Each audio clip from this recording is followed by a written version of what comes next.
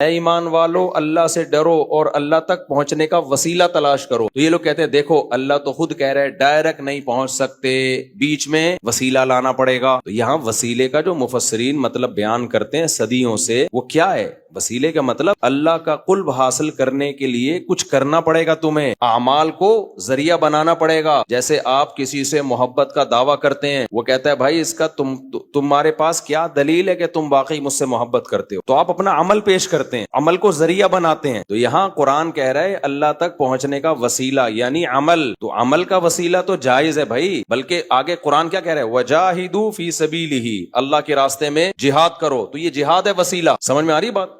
جیسے ہم اللہ سے دعا مانگتے ہیں, یہ دعا بھی ایک عمل ہے نا اللہ تک پہنچنے کا, تو یہ دعا بھی ایک وسیلہ ہے. اب کوئی یہ کہے کہ دعا کو اللہ اور بندے کے درمیان وسیلہ کیوں بنا رہے ہو؟ بھائی یہ وسیلہ اور ہے اور آپ جس وسیلے کی بات کرتے ہو وہ اور ہے. دعا تو ڈائریکٹ آپ کو اللہ تک پہنچا دیتی ہے, اس میں کسی اور چیز کا وسیلہ نہیں ہوتا, اس لیے دعا کو وسیلہ کہا گیا ہے. تو اعمال آپ کو ڈائریکٹ اللہ تک پہنچا دیتے ہیں. نماز آپ کو ڈائریکٹ اللہ تک پہنچاتی ہے, جہاد آپ کو ڈائریکٹ اللہ تک پہنچاتا ہے, تہجد آپ کو ڈائریکٹ اللہ تک. تو یہ جو قرآن میں ہے نا اللہ کی طرف وسیلہ تلاش کرو, اس سے مراد ہے نیک عمل کرو. سمجھتے ہو کہ نہیں سمجھتے؟